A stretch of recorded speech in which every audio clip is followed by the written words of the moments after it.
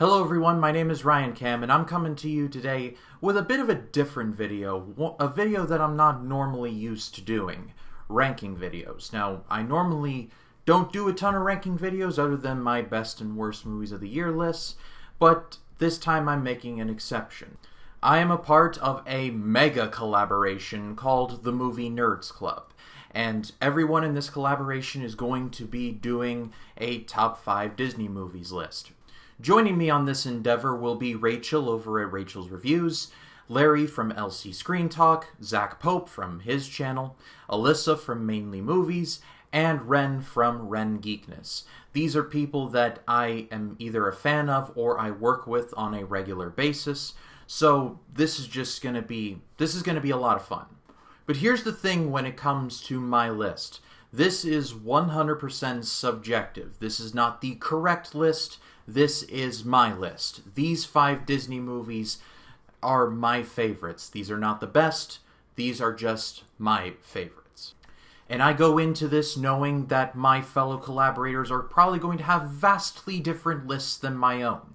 And that's fine. So what I ask all of you to do is this. When you're done watching this video, go check out the rest of their videos and see what they have to say and see what their favorites are.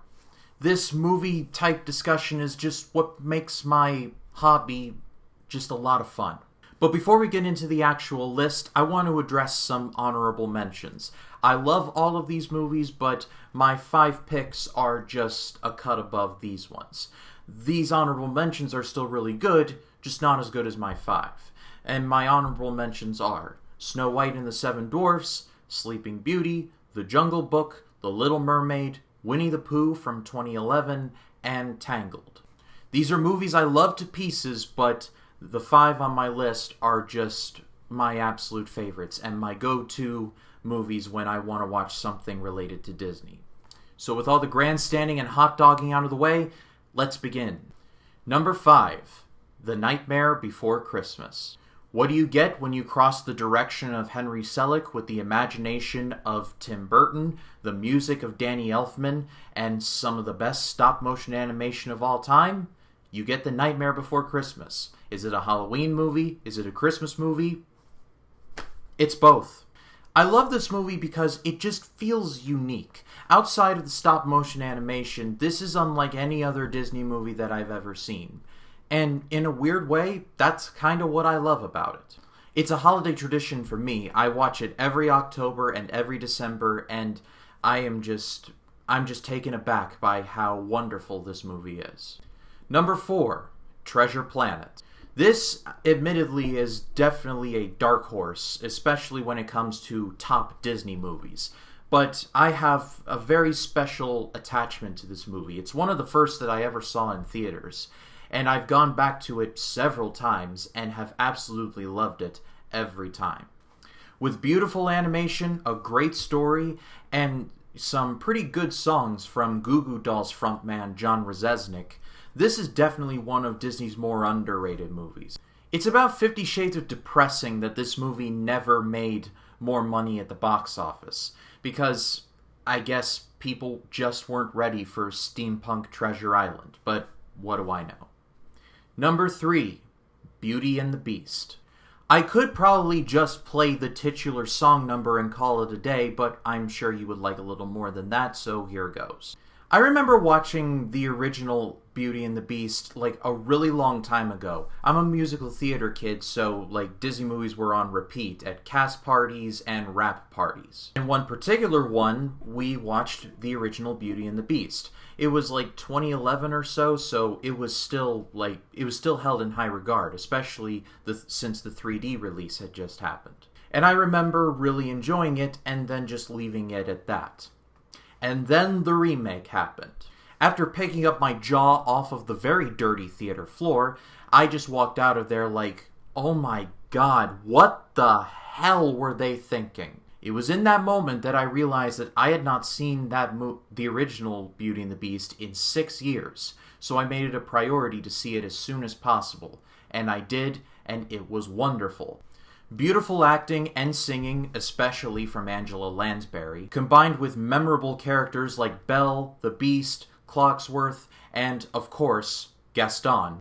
This was Disney at just about the height of their creative powers, and the rest of the 90s were just like, they were hitting their strides. Speaking of the 90s, the remaining two on my list are from the late 90s and early 90s respectively. So, let's dig in. Number 2, Tarzan. Now for some, Tarzan is probably not going to be anywhere close to the top 5, but for me, it's a movie that I've seen about 50 times and have loved every single time, for a variety of reasons.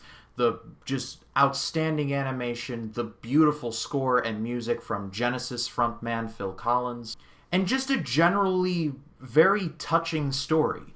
What I love about Tarzan is that it can be very sinister and dark, but it can also be very lighthearted and touching. There are several tonal shifts that happen in the movie, and they're all handled just about as well as you could hope for. Also, bonus points for giving me nightmares for about 20 years with Clayton's death. Seriously, Clayton's death still gives me the heebie-jeebies to this very day. I think I'm getting them now just thinking about it. And number 1, The Lion King. Predictable choice at number 1? Yeah, probably. Is it earned? You betcha. Similar to Beauty and the Beast, I went a while without watching this movie. And then the remake happened, and I hate to keep bringing up the remakes, but, you know, that's my story. I saw the remakes, they were terrible, and it compelled me to watch the originals. When I got Disney Plus, one of the first things that I watched was the original The Lion King. And guess what? It's just as good, if not better, nowadays. Similar to Tarzan, there are a lot of tonal shifts, but they're handled just about as well as you could possibly ask for. It can be very dark, like the stampede scene, which still gives me nightmares to this day. It can be very lighthearted and funny, like everything involving Timon and Pumbaa. And it can also be very sincere, like everything involving adult Simba and Nala. Those scenes are just fantastic. And let's give one quick tip of the cap to Scar, voiced by Jeremy Irons. Perfect casting choice if there ever was one.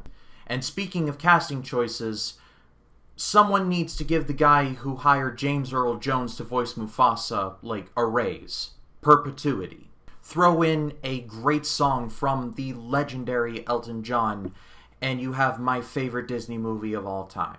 But that is all for me, guys. Thank you so much, as always, for watching. And remember, now that you've reached the end of this video, go check out Rachel's video, and Larry's video, and Ren's video, and Alyssa's video, and Zach's video. Go check out all of their videos, see what their lists are, and leave a comment down below talking about your favorite Disney movies, because everybody's got one.